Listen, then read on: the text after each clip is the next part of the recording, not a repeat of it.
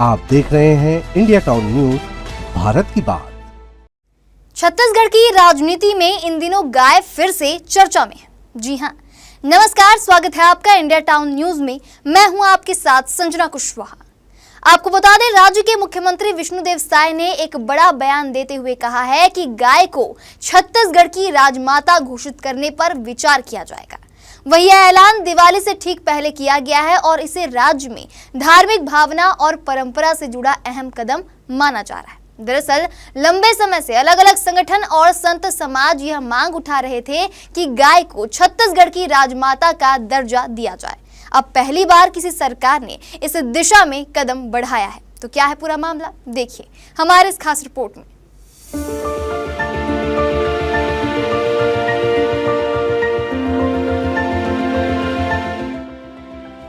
आपको बता दें, इस फैसले की पृष्ठभूमि बागेश्वर धाम के धीरेन्द्र शास्त्री की रायपुर में हुई रामकथा से जुड़ी है, जहां बीते हफ्ते रायपुर में उन्होंने 5 दिन का रामकथा का पाठ किया। इसी दौरान उन्होंने मंच से मुख्यमंत्री विष्णुदेव साय से गाय को राजमाता घोषित करने की अपील की थी। आपको बता दें, शास्त्री ने कहा था कि गाय हमारी संस्कृति की आत्मा है, इसे छत्तीसगढ़ की राजमाता घोषित किया जाना चाहिए। उनके इस बयान के बाद अब मुख्यमंत्री विष्णुदेव साय ने कहा है कि सरकार इस प्रस्ताव पर गंभीरता से विचार करेगी और जल्द निर्णय लिया जाएगा।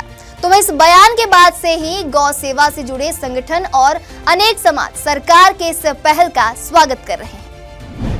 इसी बीच साय सरकार ने गौ सेवा आयोग नियम 2005 में भी बड़ा संशोधन किया है, जहां अब राज्य भर में जिला और ब्लॉक स्तर पर समितियों का गठन किया गया ताकि गायों की देखभाल और गौशालाओं की स्थिति पर बेहतर निगरानी रखी जा सके। राज्य बनने के बाद यह पहली बार है जब इतनी बड़ी संख्या में गौशाला निरीक्षण समितियों का गठन किया गया है। सरकार ने बताया कि कुल 934 अध्यक्ष और सदस्य इन समितियों में शामिल किए गए हैं। हर समिति में एक अध्यक्ष और 5 सदस्य होंगे जो 3 साल तक अपनी जिम्मेदारी निभाएंगे।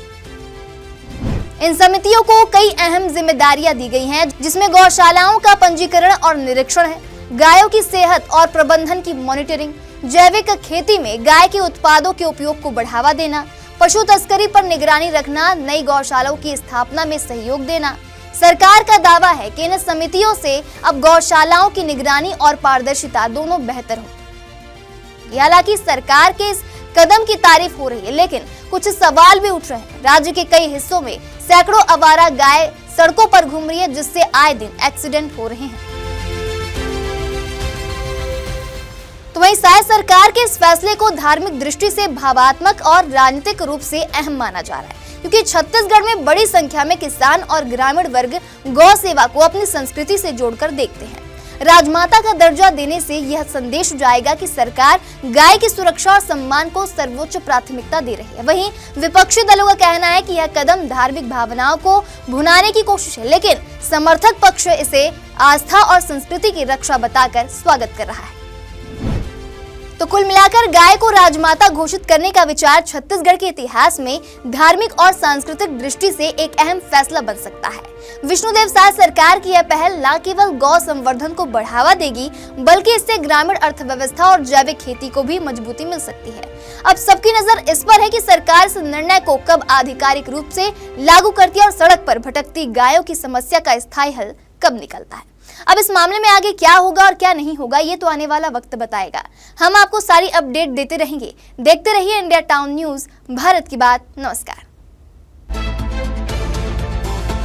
आप देख रहे हैं इंडिया टाउन न्यूज, भारत की बात।